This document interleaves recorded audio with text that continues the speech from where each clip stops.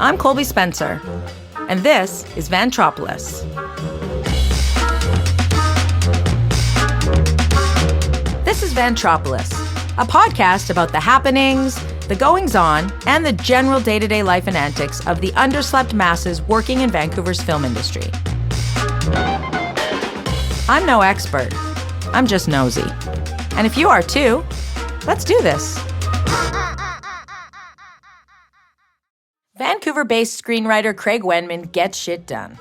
Whether it's pumping out a feature script first draft in 1 week or hammering through our podcast episode in under an hour, he's built a career out of laser focusing on the goal at hand and then barreling towards it with lightning speed. We discuss his multiple TV and film credits, when and how to break into LA, the formula to script writing, yes, there is one, and why hustle beats talent almost every time. If you're an aspiring screenwriter, this is most definitely the episode for you. After we finished up, Kraig and I sat down for drinks. And let's just say we covered enough content to basically fill up another episode, including a story where Sylvester Stallone himself pulled up to a stoplight in Beverly Hills, saw Kraig standing on the corner, and proceeded to yell out, "Hey, you look like me," before he drove off. Kraig will definitely be back. Kraig, hi. Hello. Thanks for being here. Thanks for having me.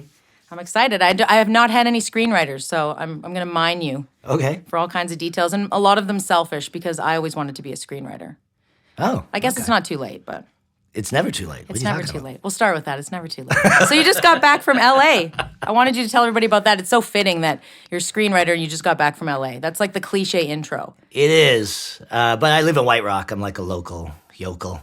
Yes, So you are. We just go down for business and premieres, and then we come back and do all the writing here. I love that. We're going to get into that. So a BC boy, born and raised. Yeah, I went to high school in Langley, DW Poppy. Full suburbanite. I was born in White Rock. I lived in Ottawa, Ontario for years. But yeah, no, Vancouver's the best place. And so growing up, did you want to be a screenwriter? Did you think about writing? Yeah, well, I was always a writer. I just didn't know you could get paid to do it for movies and stuff like that. So when I grew up, I was just the class clown, as you know. And the teacher just said, if you just shut the hell up for a couple minutes during class, you can read your stories at the end of class. And I was like grade 6. And so that's when I was like, oh, you can get people's attention by writing and not just saying stupid. It's so interesting when all kind of my age group growing up in school, and probably still now, if you wanted to be in the arts, you were really, like, in many ways a troublemaking student. But there was no outlet for that, right? It was difficult to have that as like a legitimate career and something that you would actually be encouraged to do. Yeah, right? exactly. You were always seen as an outlier, a problem child, right? Which is so interesting to me because I think the arts, it's such a disadvantage and disservice to the arts. Yeah. Right? Well, especially because your parents would say, well, Michelangelo still got hired by someone, so you got to go out there and make money with your art. And Michelangelo still got notes on what to do with his paintings. It wasn't just like a free-for-all for Michelangelo. Yeah, exactly. So it's tough. And we'll get into that with the business of writing. So when did you first kind of think this could be a career? You wrote in school and kind of got that chance, but when did you actually think, because, we grew up in the 90s, right? We're the same age. And I've talked with other guests, it's very difficult to know that path in those kind of days. Yeah, just because it was the 90s, so you didn't have the internet. It sounds so old. It does. We are old. Didn't really have, you had to know someone really to get in, whereas now you can just Google search. But you knew enough to go to school. Like, you went to film school. I didn't even know that existed, actually. I went to, community college, UFV, I think it's called now. And I just heard some other guy in the class say, after this, I'm going to film school. And I was like, wow, there's a film school? It was the 90s. You didn't even you didn't really have access to this stuff unless it was like NYU. And you're like, oh, yeah, no, NYU, that's... Yeah, or I know I looked at Ryerson for journalism, for example. But that was like across the country. And I wanted to do journalism at first. It was just anything to do to write. And then I heard that guy say that, and I was like, that kind of changed everything. And then I just had an extra elective that I had to fill. And so I saw this outline that said, you watch movies for the course at UFV. You watch movies, and then you write an essay on it. I'm like, wow, that is like the dumbest course I've ever heard. We're just going to watch movies? And then the teacher said, oh, and you can also bring a cooler in. So if you want to bring drinks and stuff. I'm like, well, that is the course right there. Of course, that would be a film teacher, though. They were not teaching science, right? Right. But what I didn't know about my film teacher is he was also like, he had like a doctorate in English and writing and literature and stuff like that. So I actually failed the course of watching movies and then writing an essay because I didn't know how to write an essay. I knew how to write a script well, maybe I didn't know how to write a script then, but. Yeah. And then it just became about, well, I'll show you. That's how I got in the film. Amazing. Just to prove that professor wrong, that I knew what I was talking about. I just couldn't say it yet. Yeah. So that was film school. That was at UFV, and then I found Vancouver Film School after that. And that was, how long had Vancouver Film School even been around then? It was a while, and because originally they pitched it because that's where Kevin Smith went from Clerks and Mallrats. And he's one of their most famous alumni. Yeah, and their most famous dropout because he dropped out like halfway through so he could get the rest of his money back for the tuition, and he used that to make Clerks. I love Kevin Smith. But they didn't tell you that in the newspaper article that I read. VFS edited that part out. Like, that's not good for tuition fees. But VFS right now is really good. The writing program they have now is good. When I was there, it wasn't a writing campus. Right. And so they've made that now. And I've heard very good things about the writing program. Yeah, because they come out and they have like 2 feature scripts done and some short scripts done. And so how did you feel going there? With nothing. So you didn't make anything there? You don't come out with scripts? None of because it was early on. And you had to vote, like the teachers voted on scripts, and if the teachers didn't like you, none of my stuff got made. I was like the focus puller on the movies and stuff like that. So were you discouraged, or how did you feel coming out of that? Again, it was just this kind of attitude of, I'll show you. Right. That's awesome, though. I love that. Have a little bit of a chip on your shoulder. Sometimes it works. As motivation. Sometimes it works, but you just can't carry that chip for too long. Yeah, exactly. It's a good motivator to start, but if you have that on your shoulder, you're never going to make a movie ever in your life. So did you know about the film industry then? Like, what year was that? 99. Okay. So not super big yet. It wasn't booming like it is now, obviously. Yeah. There was just, like we got out and we didn't know what to do, so we worked as like PAs on set. PAs for free on set, and any notable shows that we would know? No, I worked on music videos. Okay. And actually, I only did the PA the one time, and I said I'm never going to do this again. I know you and a million others. That was the other motivator. And it's funny though, the guy who who was the director on that, I'm now working with on other big budget projects. Well, that's the thing too, right? Is like it comes up time and time again on here. Is like saying yes to stuff. It often leapfrogs you into many other opportunities you never even saw connected. Yeah, you always say yes. You always say yes, yeah. No matter what. Yeah. Because the people that paid me $1 to write a script are now paying me a lot of dollars to write a script. Yeah, exactly. It kind of pays off in spades, just saying yes. So then what? Give me the kind of trajectory down to now, because, I mean, like I said to you before we started, I feel like you don't think you've done a lot, but if I look at you as a Canadian screenwriter, what you've accomplished, I'm impressed. You're the one. That's why you're here, Kraig. I think Rob McCallum's why we're here. Hopefully, Thanks, Rob, by the way. Hopefully our pal will leave us alone now. We're here. You gotta be on this podcast. Oh, he's so sweet. My one fan. Now I'm your fan too. I'm your fan too. Well, we'll see how this looks in the end. You may not be. Exactly. Kraig was a jerk. So yeah, after film school, went and did everything. Went and did like corporate videos. Me and my friend John, we went and did wedding videos. So more production than writing in that regard. Oh yeah, absolutely. But then as we started editing the wedding videos, we kind of took them in a new kind of weird direction where some of the brides weren't happy, and they're like, "Well, you're just trying to put too many like comedic moments in this and you stuff like that." You found some arcs. Yeah, exactly. We found character arcs on that guy who had his first drink at 1 p.m. to him at 2 in the morning. Suddenly it was the wedding singer. Yeah, exactly. I'm holding the microphone, so you will listen to everything. Those poor people. They're like, "What is this?" At the end, this is this guy needs to go make movies. Very strange wedding video, and I think we were doing those for $300, and we'd split it. Wow, that's still pretty good. It's okay. And it takes a while to do those Yes, things. it does. And then you also have screaming brides at you all the time saying, Bridezillas. you're a terrible person. Yeah. It's never fast enough, right? Yeah. The photography's never fast enough. The videos are never fast You're enough. just dealing with people at the most stressful moment of their life besides a funeral or moving. Yeah, that's actually true. That's true. So I did that and I directed some music videos for local Vancouver people here. And then I met my now wife and she said, wow, you really don't know what you're doing. You need to focus. Is she still saying that? No, she's good now. She's come around. I meant as a husband. Yes. So she just said, take a year off. I'll support you for that year. Learn how to write in that year because that's what you want to do. And if you haven't accomplished anything by the end of that year, then you can work at my dad's dealership washing cars. And again, another motivator. But that's amazing to have that free reign on a year, and that's like a great supportive spouse. It was, but then, you have to suffer at the same time. There was times where we didn't have heat. Yeah, totally. Or money for, like, toilet paper. Yeah, absolutely. So we had to use the Georgia Straight. No offense to Georgia Straight. I love you. Great publication. But it was like the free paper that was on the street, and you would just crumple up. It was, anyways.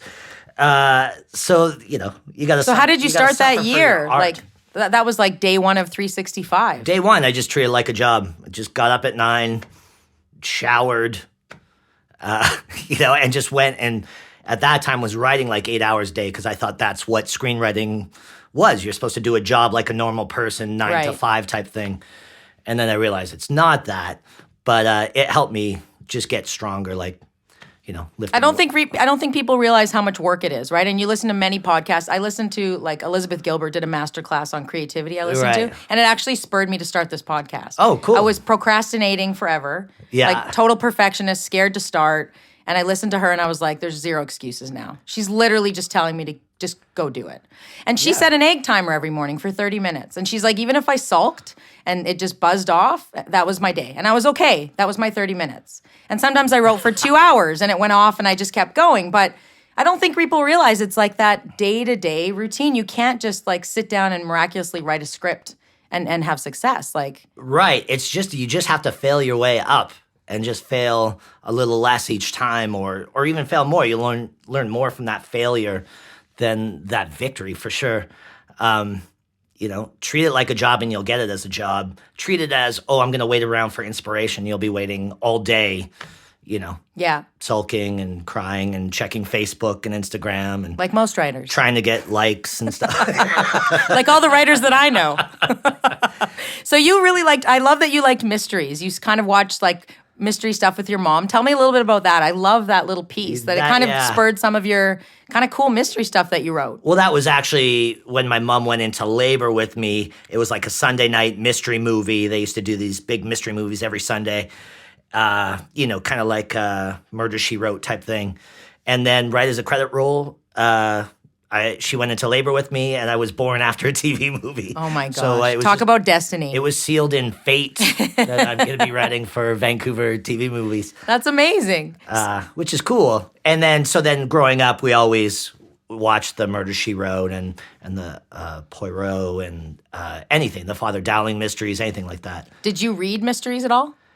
Yeah, all the Hardy Boys, anything Agatha Christie, anything like that was really cool. And then you become a teenager, and then you're like, I need something more aggressive. It needs to go darker. We need to go Stephen King. Yes. Because Stephen King will still be set up in the exact same formula that those Agatha Christie. There's just a little more gore, a lot more gore, and more description about that, and just sheer terror. Yeah, exactly. So like stuff like Pet Sematary was really big for me, and stuff like and Well, I used.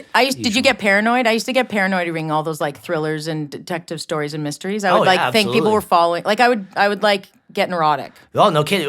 Because my mom, and she still does it, will turn over the book so she can't see the cover of the book because it just reminds her of how terrifying the book is that she's reading. I know. I've had to ease up on them. I think maybe with motherhood. I don't know. It's just. I already go so dark as a parent now and worry about so much shit. Yeah. That I'm like, do I really want to read about some person that's being chased? And, it just like, I don't know. I've gotten soft, Kraig. It happens. But so when I had kids, that was like all the more fodder for terrifying things. Right, now true. You're a terrified parent Yeah, channel that anxiety. Exactly, and that's what Pet Sematary was. Their kid dies, and I want to bring my kid back. Right. It's the ultimate terror of parenting. So talk to me about the formula part. You just mentioned that, and I know you and I talked before about how formulaic writing is. I don't think people also understand, the regular public, that there's a formula to writing a script. There's a formula to everything. There's lines in a sonnet. There's haiku. There's beats. It's like every other art. In an essay, there's a very specific opening paragraph and closing paragraph, and it's the exact same in film. So if you're dealing with a network, they really have to see everything ahead of time. So they'll want to know exactly all those page marks. And so something, your main story starts at your page 30. And then your page 60 is a reversal of, so like if Back to the Future, he goes back to the past and then we see his problem, what he has to do, he has to get back. But in page 60 in Back to the Future, I think it's him realizing that even if I get back to the future, I'm not going to exist because I've screwed up my parents' meeting. So just always, if you think about it that way, it's really simple. Whatever your main story is on page 30, just reverse it the exact opposite on page 60, and then you're good to go. And a good film, you don't notice that because I know I've taken some script stuff. Yeah. And now I watch movies and I'm like, here we go. It's happening. Here's the problem, and right? And it's getting earlier now, too. Originally, is that because of attention span? Yeah, absolutely. It's because of channel flicking and YouTube and stuff like that. Because originally it was like page, you go back to the 80s, and I don't even think Eddie Murphy shows up in 48 hours to like maybe page I would agree with you 40? because if you watch old drama, like St. Elsewhere is a good example. Right. It's so slow. It's really and it's so slow. unfair that we're now so impatient, but it's like nothing's happening, Right. But I think we're also doing a return with that way. You see with Netflix and stuff like that, you're seeing these long story arcs over a season. Right. So I think that's where it changes. But like in feature movies, something is changing on page 25. And I wonder if that's the same for like European cinema. No, they don't have any rules. They can do whatever they want. They can, and it's torturous watching some of them. Because I'm like, I have no idea what's going on, and I think that's the point. And then I find because of all the superhero movies and stuff like that, everyone's like for Oscar movies, they're really slowing down their stories a lot, and they're kind of going a European way, which can also be testing as well. Yeah. So when's something going to happen? Right. No, there's nothing happening. Nothing's happening. That's the point. Well, and when films anti-hero when films do that, I remember The Pledge, and I don't want to spoil it for anyone. It is a fantastic film, and it ends like that. And Sean Penn was like, too fucking bad. Like, this is life. Life doesn't always end tidy. Sean Penn's good for that. I really like Sean Penn. Actually, I know he gets a lot of flack, but. I know just the movies can be slow, but if you're patient, sometimes they pay. Mystic River with Sean Penn paid off. What was the one he did with Emile Hirsch, In the Wild? Into the Wild, yeah. What is it called? It's like Into the Wild. Well, the book was the book Into the Wild? That's what it's called. Yeah. I haven't watched the movie. I read the book. Oh, watch the movie. It's really good. Sometimes I feel like, it's the classic cliche, like don't do both because you'll be disappointed. The book's always better, but... Is the book always? I don't know. That's another podcast. That's the name of the podcast. That's when I run out of guests for this one. We'll go into that. Go into authors. So how did you write? What was your kind of first script that you, like, I guess my question for me is, like, the question for me is, you have this year. You're writing, every day. What is your end goal? What was kind of, where did you gain some traction? Because, that's such a big question for people is like, how do I do this? And how do I actually, like, get a job doing this? Yeah, for me, it was just like I would do, just as you say, I'll do one for them and then one for myself. Yeah. So you do something big, you do something bombastic, and then you do the small indie film. And then you find if you checkerboard it that way, both will help the other one. Right. So you did do indie, you wrote for smaller things too. You weren't just writing like Coen Brothers and, stuff like Fight Club and American Psycho and Natural Born Killers. I see there's quite a dark progression in those movies. But those are my favorite movies, and they're still my favorite movies. They're just harder to get made because they're so anti-establishment. Right. And the establishment is the one who's funding every one of your films. Which is why some are better left as indies.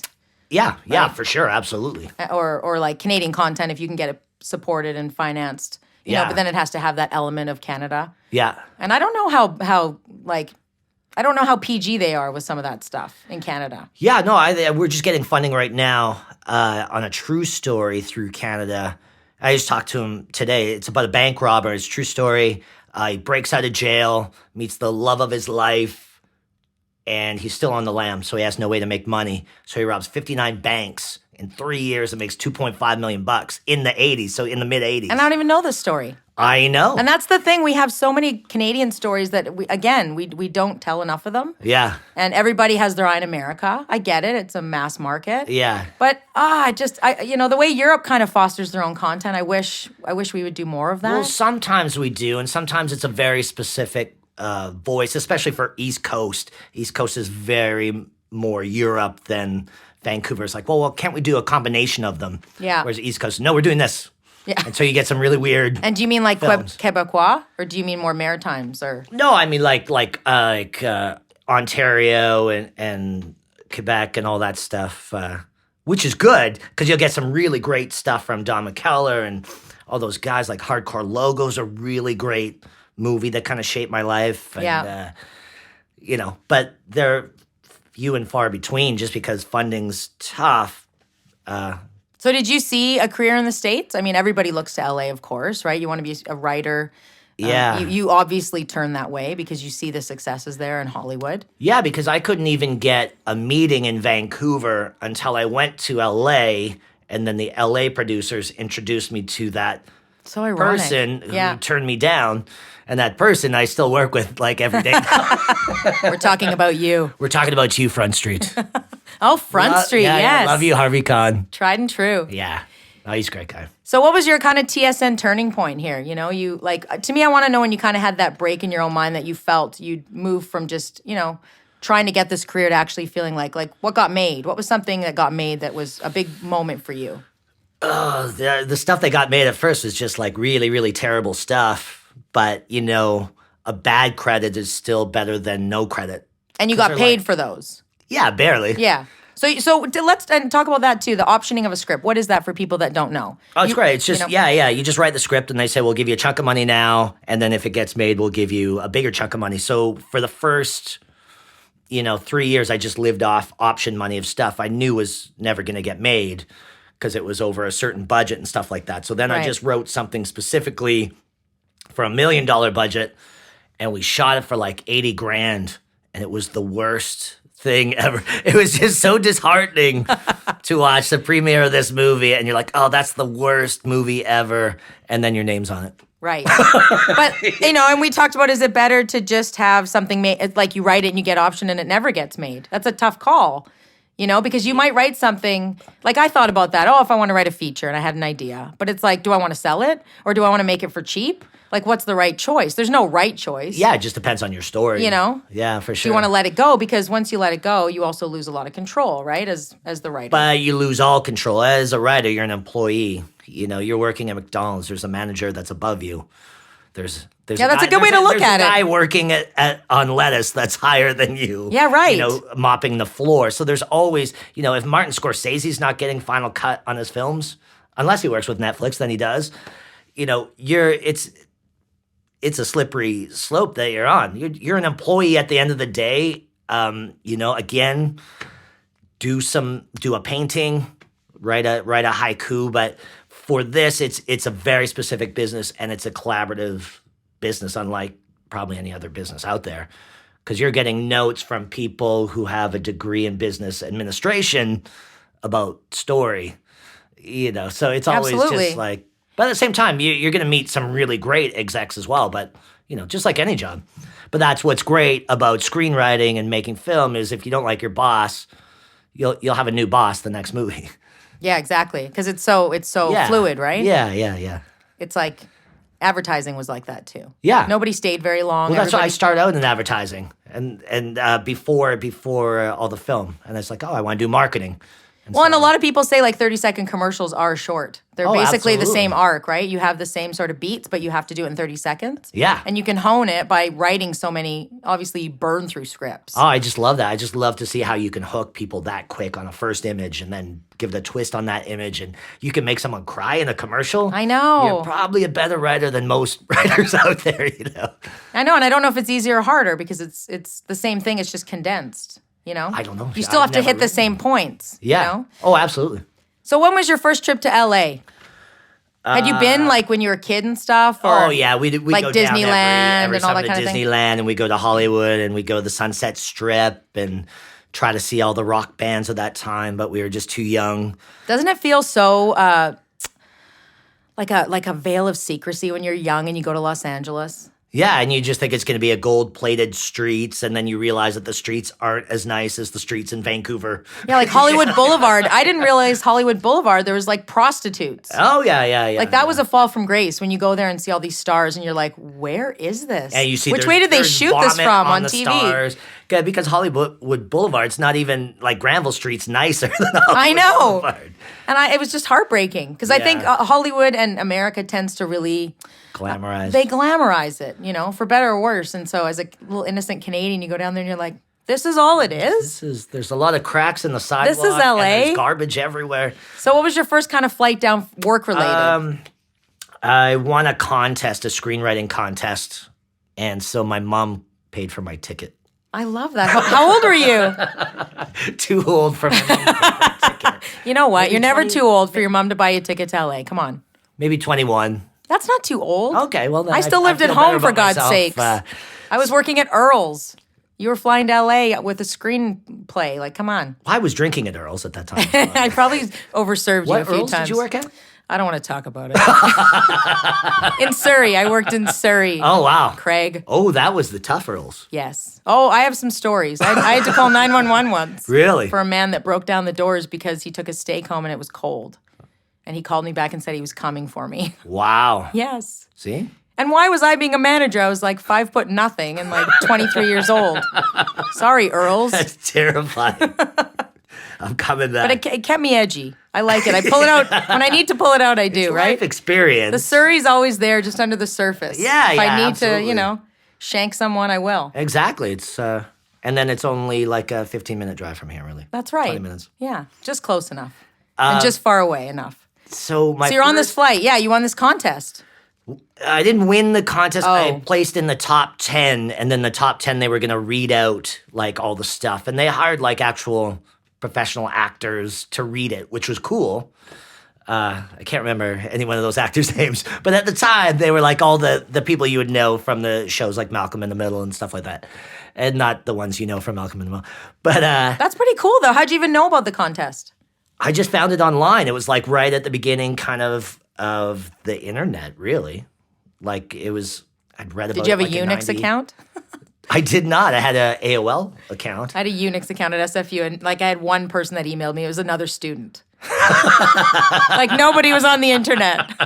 I had the original Hotmail at Hotmail. What? Yeah. I didn't even know that was a thing. Yeah. Now, if you have a Hotmail account, people don't even want anything to do with you. I know, and I do actually have a Yahoo account. I do too. People are starting to call me on it. It's embarrassing. I'm like, okay, I'll move over to Gmail. Yeah. Fine. Gmail. I mean, I sign petitions, and then it's like, save the Pacific kelp forest, and it's like Colby Spencer at yahoo.ca, and they're just like, get out of here, you fraud. Don't come back here. This is ever a again. bot. So, and it was on my birthday as well. So I went down for the screenwriting contest. It was going to read out. And then, so I landed, and the contest wasn't until the day later. And then I just said to the cab driver, it's my birthday. Take me wherever you would take a 21-year-old on their first birthday in America. And so he just drove me, of course, to the Sunset Strip and all the debaucherous stuff that was. And I met David Lee Roth from Van Halen. Oh, my God. I said, you're from Canada? I love Canada, man. You're drinking all night for free on me. And that was my first LA experience. That's And pretty good. It's going to be like this every time I come down. But that was the only time. Yeah. They sent him out for you just to give you hope, right? Yeah, exactly. He was the ambassador that He they was sent out available. for the Canadians. They're like, David Lee Roth will do it. Yeah, he's got nothing else going on right now. So that was my first trip to LA. And it ended, it ended well. Because then I just kept going from there. So were you like happy with how your career was going? Did you still have a lot of, big goals and did you feel like you were on track? I don't think you should ever be happy with where your career's going, I think if you're content, then you just kind of stay. So while you're doing this, you have to be doing another thing. Like I edited 106 pages this morning on one project, and then after this, I'm going to a meeting to edit another 106 pages on a different project. So yeah, after the contest, I came back, and that's when I really started starving because I thought everything was going to change. I just met David Lee Roth. Yeah, of course. Everything's going to change, and then it just doesn't. And you just have to hustle. I think hustle will beat talent pretty much every time if your hustle's consistent. It's so good to hear that though, because writers, it's a very lonely job. I know writer friends. Yeah. And they don't get out enough, and they have self-doubt. Yeah. And they option things and they get rejected. Self-doubt is just the biggest killer of all creativity of all time. Yeah. And it's tough for a lot of people, just someone saying you suck, or someone writes, I remember my first movie, they wrote a review and they said this writer should be killed, then thrown to the lions, then hopefully he's not dead so he can feel the flamethrower. Are you serious? When people say that about music critics too, it's so disgusting what they write, and they don't even know how to play anything, right? Yeah, exactly. But that's just the nature of the business. Once you realize that, and that was lucky because that was like my first movie, so I was like, wow, that's really aggressive. But then it came back to another, well, I'll show you. I'm going to keep going. I'm not, Good for you, though, because that's internal motivation. 7 times, get up 8. Well, nobody can do that but you inside. Yeah, exactly. You can't just wait around for other people to motivate you or other people to give you a break. You have to chase that break, or you have to track, you have to hunt that thing down, because it's, no one's waiting to read your script at any point in their life. They're not sitting around in LA saying, oh, this random person I've never met in his mother's basement is... I lived in my mother's basement. So it wasn't a random person. It was you. Very specific to my experience. But no one was waiting around to say, oh, I wonder what that guy's going to say. And it was just that the hardest thing to get over was that idea that the world doesn't owe you anything.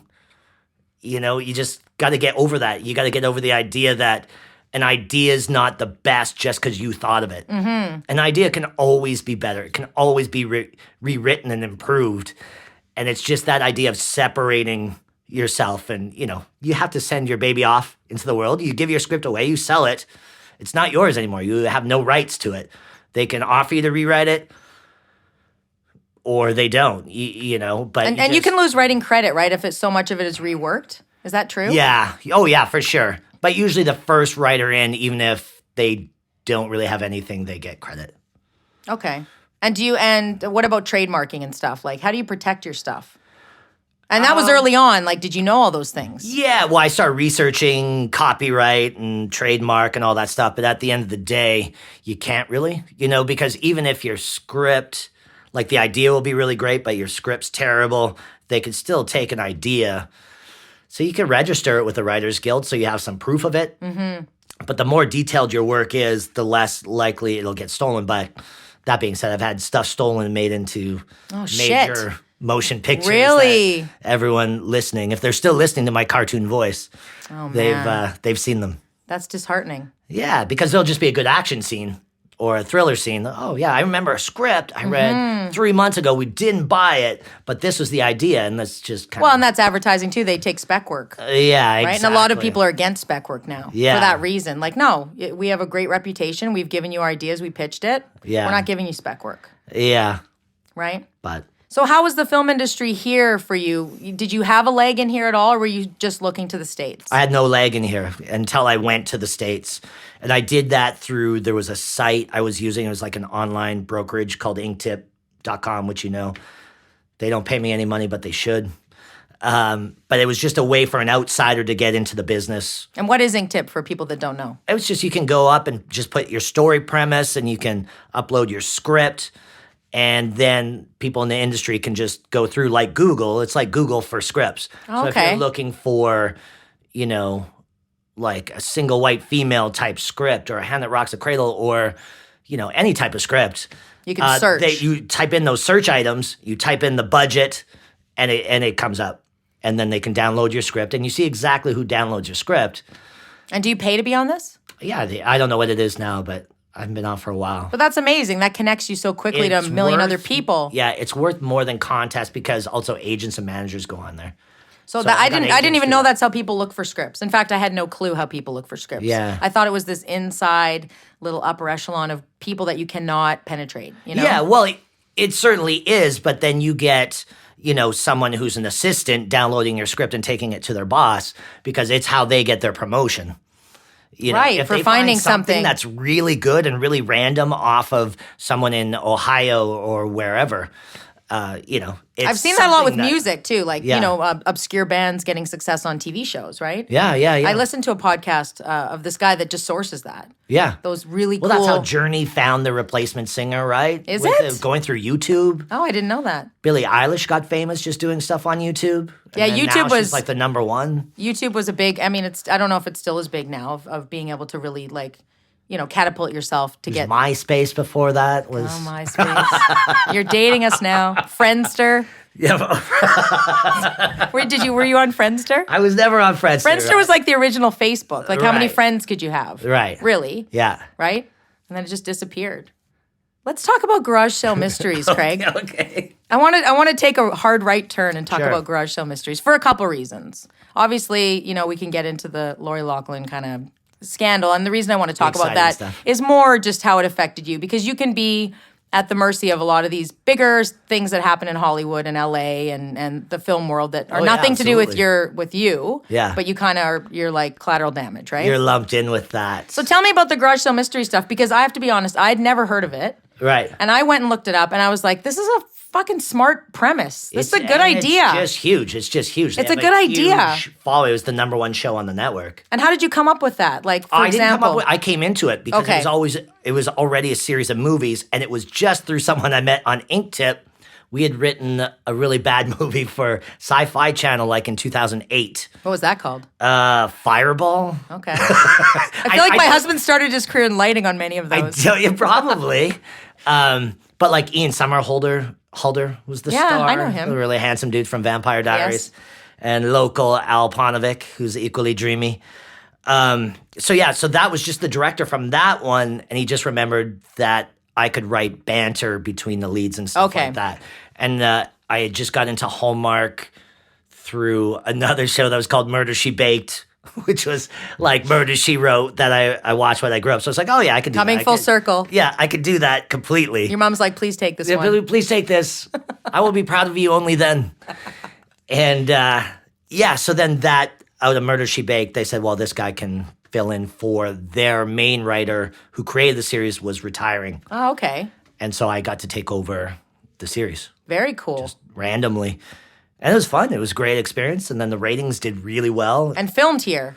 Like filmed all around, right? right? Filmed in Langley, like exactly right by my old high school. Kind of surreal, right? Like driving. Did you get to go to set? That was one question I had. I would always go to set kind of around lunchtime. And that's not really normal, right? Like a writer wouldn't necessarily go to set. Yeah, sometimes directors don't like it. But I say, oh no, I'm coming for the free meal. Yeah. And so I'll just go for the free meal and stuff like that. Crafty. When you do more independent stuff, then you're on a little more. But with TV, you can go and hang out, but it's boring and your job's already done. If your job's done correctly, you don't really need to be there. Right. Because the director's going to fix this for the production day and everything like that. Yeah.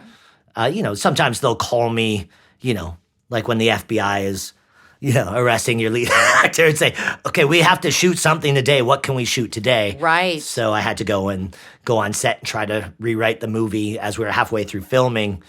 So was that a big shock, all of that? Like, you were a bit on a roll, right? Like, yeah, but it wasn't even just much. It was just shocking to everyone because Yes. she literally is Aunt Becky. That's who she is Right. in real life. yeah. So it was just so shocking. Well, and it really hit it here because, that employs a lot of people in Vancouver. Yeah, exactly. Those And so we Hallmark had- movies, right? And so we would do 4 of those a year.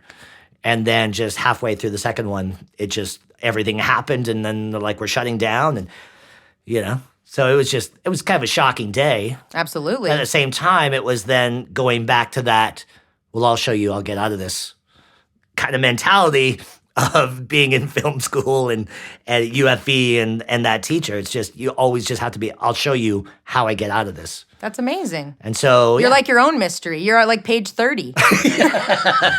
Every moment of this was page 30 on your formula. Page 30. Like, how am I going to get out of this? What do I do?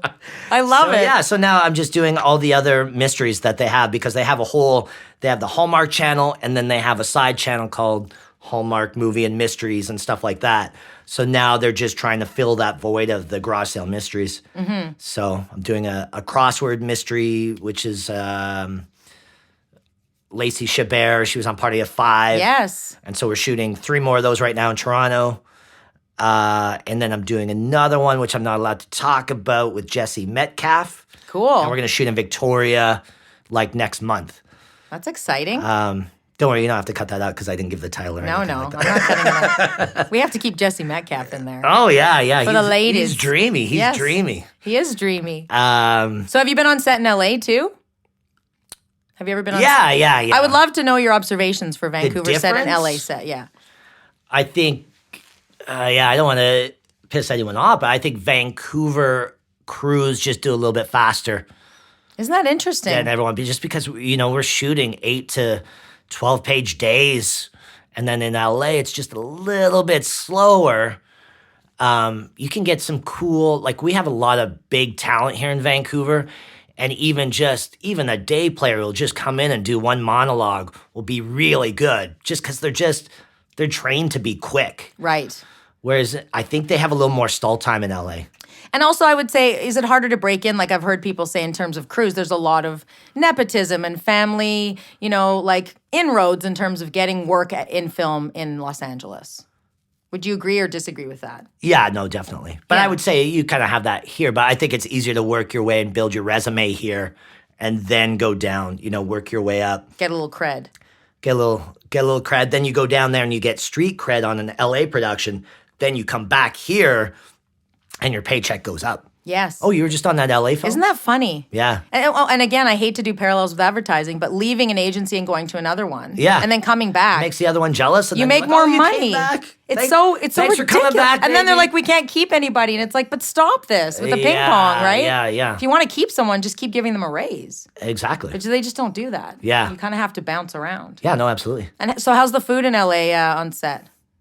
I'm always curious if it's, because they're so healthy, but I feel like Vancouver's just surpassed that. Yeah, I don't know. I think it's pretty equal. I think the sets are pretty equal as far as food. Okay. Depending on the level of production, and then there's absolutely sushi involved at a higher level. Yes. So when was your first kind of starstruck moment on set? I don't really get starstruck by actors. I noticed when you came in here, you weren't. So you played it cool. No, I hit it well. I was trembling quite a bit. No, I get more starstruck by rock stars and stuff like that. In LA and stuff, just because of my upbringing. But I just remember hearing Edward Furlong from Terminator 2. It was like the first time I was on set in LA, and just hearing him say the words, and I thought that was pretty cool. And then getting to hang out with him and create terror after hours, just extreme terror. And what was that for? That was my first movie. And it was just, I had sold it through Inktip and sold it for nothing. That was the one we shot for $80,000 just in the desert in Barstow. So then they had to take a whole crew and just put us in this hotel and then give us nothing to do, once everything ended. What could go wrong? Which was a big mistake, because this was even before. What do you mean? There's so much to do in Barstow. Exactly. And actually, we weren't even in Barstow. We were halfway between Barstow and Vegas, so there was nothing. There was just a diner. And dead bodies buried. Oh, there are dead bodies everywhere. There really are. yeah, there are. And so we had people in the night there called the Sand People, like Star Wars, that would come in and loot the trucks and stuff like that. Are you serious? And so we tell the sheriff, and the sheriff's like, well, if it's out here, it's legally they're allowed to take your stuff. If you're in this part of the desert, they can go in and take whatever they want. Oh my God. And it's just called salvaging, just like when stuff washes up on shore. And Locations was not aware of this. No, they were not. Somebody in Locations didn't do their homework. But then, yeah, and so the last night of shooting, it got really out of control, and we had known everyone at the diner, and they just said, bring in your own drinks, bring in whatever you want, and you can do whatever you want. And so that was kind of the start of the night. This was before the movie The Hangover even existed, where you don't quite remember what happened last night. Yeah. Until we just get a knock on the hotel room door, and it's the sheriff. And he's like, what did you guys do last night? We're like, oh, no, we just kind of hung out at the hotel. And then what did you do? And they were like, oh, it all started coming back. And we're like, no, nothing. He goes, let's go to the tape. And it was exactly like the tape in The Hangover where they watch themselves all thinking they're hilarious. Man. And we had just we haven't done anything like this since. And I think it was everyone on the crew's first shoot too, with the exception of the actors. Because we had like Amber Benson, who was on Buffy the Vampire Slayer, and Furlong, who had done all the Terminator 2 and everything. Of course. American History X and stuff like that. So they were professionals. But yeah, it just ended up the crew, we took stuff from the lobby and took it out to the desert. Like Burning Man. And then actually burnt it. Oh, that was foreshadowing. And we're like, no, that never happened. And then it was like, yeah, no, go to the tape. Whoa. And then there's us loading it in and everything like that. That's a true LA like crazy film story. Yeah. I didn't see that coming at all. That was my first film experience. And I was like, wow, are they all going to be like this? And then nothing ever was like that again. It was just that one Then it was just great moment in time. And then everything else started shooting in Vancouver. So Vancouver was very professional, and everyone's union and gets in and gets out, and it's great. Yeah, I love the parallels because I've only shot a couple commercials in LA, which is not, I'm curious about the actual sets and the studios and the lots. And I feel like people feel like that's a big, veiled, unknown world. And we kind of. Well, the lots are different, though. The lots are very high security. And, you need a pass. I'm like, well, no, I'm the writer. I'm actually a producer on this as well. And like, well, no, so we have to have someone come out to the gate to let you in. They do that here at Supernatural, though, because my husband worked on it, and he's like, you can like stay at the street idling, and I'll run out and get something. They won't let you in. Huh. And I was surprised. I was like, what? Come on. But Supernatural kind of went to that LA level of like fandom and stuff that. In the same way that Riverdale does. And yeah, exactly. Bates Motel stuff. I know, it's amazing how much is shot here now. Like it's everything. I think usually it goes LA, us, and then New York or Toronto. But I don't know. It just depends on whatever you read. But we were like second the last time I checked. And I wonder how LA feels about that. Well, they hate it. And especially when I first started going down, I wouldn't even tell people that I was from Canada. Wow, really? Because there was a big resentment. Like a chip on their shoulder. At first. Like you're taking shit away, kind of. Yeah, but now it's like we're flying them all up here to work here and stuff like that. So they were fine, but like it was like. Well, I remember someone telling me. Have to disguise the Canadian accent. Have to say about and house. And yeah, instead of a. Yeah, and people call you ma'am, and you feel 107 at like Starbucks. Like, thanks, ma'am, and I'm like, no. Yeah, I was like, never call me sir again. But I heard a rumor too that one of the shows got moved from Vancouver to LA, or LA to Vancouver. And when the crew here opened up the trucks, they'd written shit like "fuck you" and all kinds of stuff, really? and they were just like, "What was the show?" I don't remember, and even if I did, I'm not going to tell you. Just Google shows that moved from LA to Vancouver.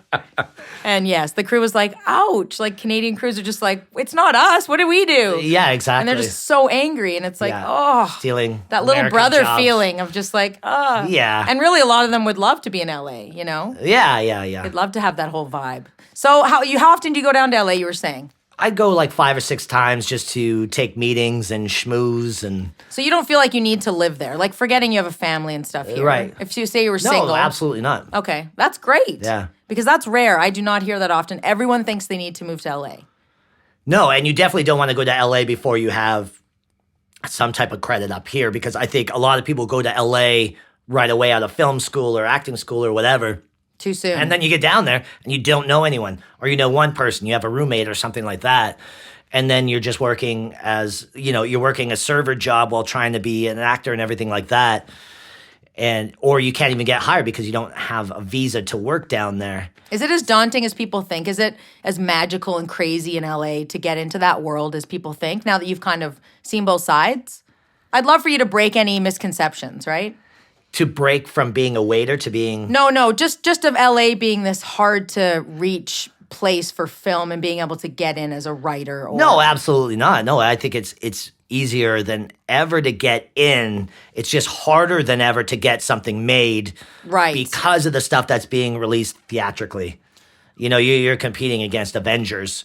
You know, and someone wrote 2 books now are being turned into scripts.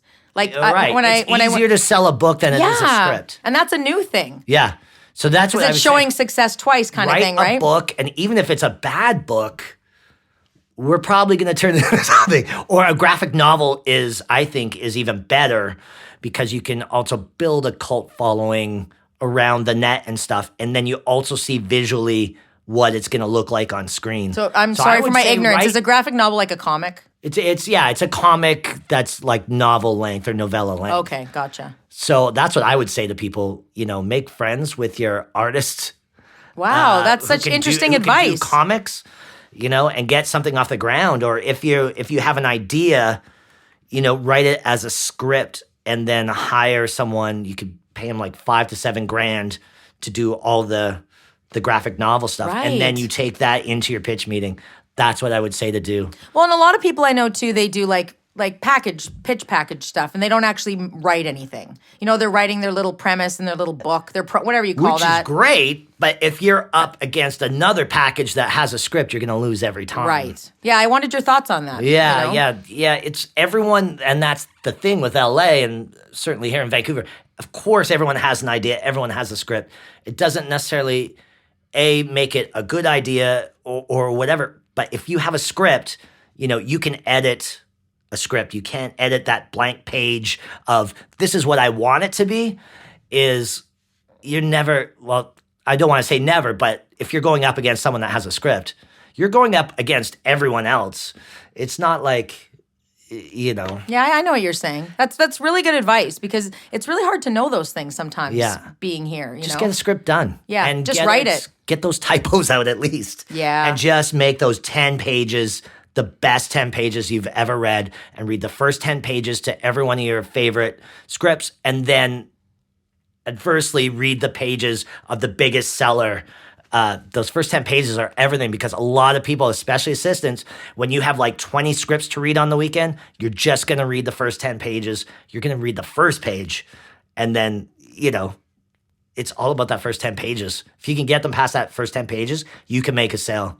You know, just focus on that first act. Yeah, that's good. That's really good advice because I think it's impossible to know what's right to do. And I mean, I had an idea for a short, but it's like, does anybody even want shorts anymore? Like, are you just making a short to say, I made a thing. I wrote this and I directed it, you know, just to be creative, you know? Yeah. Well, with shorts, you want to do that short, and they're a great calling. You want to do that short that can be made into a feature. Okay. That's the point. If your short can't be made into a feature, I would not make a short for any reason. Interesting. Unless it's just you're doing it for practice. Yeah, to make a thing. Something else. To be creative even. Like you said, your haiku or poetry. If you're doing it to express. Yeah. If you want to do expensive. A small experimental film, then do it, you know, because there's a lot of great ones out there.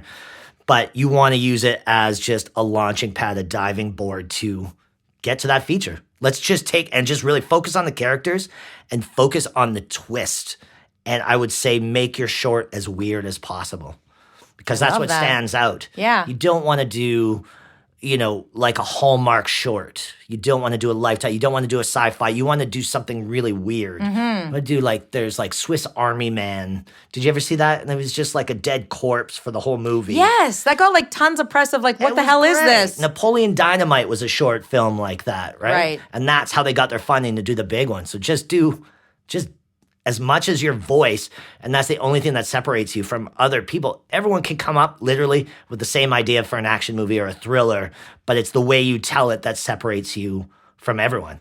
So just show your voice, and that's how you get that feature. If you want to be a writer-director, that's what I would definitely do. I love that. That's such sound advice. So what's the rest of your year look like? What are you dabbling in the rest of this year? We're halfway through. Yeah.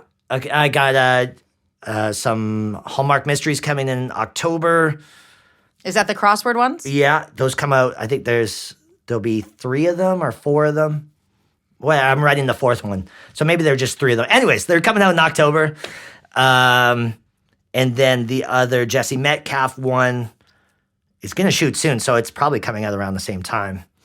And then we're just doing this other one, Bandit, which is the passion project, which is the Canadian indie with I'm really legs excited and about stuff that. like that. That's like Viva Canada on that one. Yeah, and that's the big one for me because I'm a producer. I'm a creative producer, and we're out to cast. And So tell me a little bit, just, as we're wrapping things up, Yeah. foraying into this producer world. Yeah. I've had a producer on before, but how does that work in terms of being the writer and then having producer credits? How does that change? Just unpack that a bit for everyone. A lot of it, if you're a writer going into a producer standpoint, just means that you're doing a lot of free rewrites. For Yeah, we'll future. bring you on as creative producer, and then you build up your credits that way. And why do you want to be producer? To have more input? Yeah, because then you get more control, and then you get funding from Telefilm and Harold Greenberg Fund and all the great Canadian funding and stuff like that. Or I have an executive producer credit on this new Netflix one that's coming out. I saw the trailer. Now I have a Netflix Secret credit. Obsession? Yes. And that was filmed here too? No, that one was Malibu. Malibu. And that was just a script I sold like 10 years ago and didn't think anything would come of it. Wow. You just get a call? Like, Random 6 months ahead of time. We're going to make this movie. You ready? Okay. so do you get more money for it once it's made, like you said? Yeah. that's when like- you get the big That's a money. nice surprise. First day of shooting, that's when your paycheck comes in as a writer that will pay for the rest of your year. And is that's when you're done getting paid for that? You don't get anything past that if you don't have producer credits, let's say. No, not necessarily. Especially if you're Canadian, it's really good because there's like a Canadian law that they have to pay you residuals, even if it's not in your contract. Nice. Which I didn't know until I joined the guild. Like, no, that's the law. You've not been getting paid. So then I just start getting all these Wow. for non-guild stuff. I just got all these paychecks coming in and stuff. It's great. Well, good for you. I'm super excited to. I actually saw the trailer for Secret Obsession, and I'm hooked. It's good. And it's there's a bit of a thing with this one is the audience knows before Yes. the main character Because does. that's what producers will always, or execs will always say, never let your audience be ahead of your main character. But when you're doing a thriller, especially if it's a psychological thriller, Right. if your audience knows, this is not a mystery. We tell you exactly what it is in the trailer. It's scary. It's like Hitchcock. That's what he did is he just, the bomb is scarier than the explosion. Right. That ticking bomb is now how do they get out of that situation? Yeah, I don't know how I feel about them because I've read both ways in novels and stuff. Yeah. I like not knowing. Right. And that's just as a personal preference. Yeah, I think it's definitely makes it more of a Watching the page. two ends meet to me is not as exciting. I think watching it is better when but if you're reading, you need a page turner, and I like, your commercial breaks or your end of chapter breaks for sure. If I'm reading a book, that's exactly the way I want. Yes. But when I'm seeing it, True, you're right. There's a in difference. film, when I'm just sitting there watching, I'm like, oh, geez, you're like saying, don't go into the barn or Yeah, exactly. whatever it No, is, like trying to prevent that catastrophe. Yeah. But now in this one, we're doing it for an hour straight. Of the audience knows everything, but your character doesn't. Good So for it's kind of you. neat. It's awesome. So hopefully people like it. It was a good premiere, and and a lot of stuff going straight to Netflix now, which I think is super interesting and cool. yeah, because Netflix has a lot of Canadian content, so they're always looking for. So it's a great time actually to be a writer producer in Canada because of places like Netflix. And they've opened in Toronto. Didn't they open like a big Yeah. studio this year? Yeah, they're opening in every country. They're going to open a place because you're providing content specifically for Spain or Germany or whatever. So is that promising for Canadian writers? It is because you can do stuff that you can't do on TV. Yeah, exactly. True. You're not beholden by all of those rules. Right. Of certain things you can say and stuff like that. So I think it's a great time to be a writer. You just have to hustle. Well, that's Every time. I mean, let's end on that. That's amazing Yeah. and true. And you know what? That's the time-old lesson. There's no trick to it. It sounds like a cliche, but there was more talented writers than me in my film class, but they gave up because they were discouraged or someone said they suck or, whatever. Just keep going. Well, there's that quote. It's like, there's 90% of people are doing the things that you don't want to do just because they thought they could do it. Yeah, exactly. Right? Exactly. Like they literally just believed in themselves. Yeah, because people always give up just right before they're about to break through, or even if they're not even if it's going to be a couple years, just keep pushing through. Yeah. Because at the end of the day, it's the last person standing gets it. Well, and I feel like you're an inspiration for that. So guess. thanks for being here. No, you are. And you know I what? survived. And that whole, I'll tell you, I'll show you. I mean, that's literally driven your career. That's everything. That's what it's a Michael thread. Jordan did. That's what Michael Jordan did. Yeah. Well, you're Michael Jordaning through these screenplays. Well, I wouldn't go that far. But, He's a good player. And Should we give any credit to David Lee Roth? Yeah, David Lee Roth kind of, that was ultimate. I feel like you might, if you win an Academy Award, he's going to expect a thank you. David Lee Roth. He's not going to remember it either. Oh, David, if you're listening to this. David Lee Roth, I know you're not listening, but if you are, thank you. You inspired me to go on and... You're the man. Yeah. Does he have a star? I don't think so. He should, though. He should definitely have a star in West Hollywood. He should. Outside the Viper and the Rainbow. You should start canvassing for that in your spare time. I should, actually. I'm going to start a writing campaign as soon as I'm done here. Thanks, Kraig. Thanks for having me. Appreciate it. If you want to learn more about my podcast, you can go to vantropolispodcast.com, or you can find me on Instagram, Twitter, and Facebook. You can also leave me a review on iTunes, subscribe, or share it with someone you love. Or don't love. Just share it.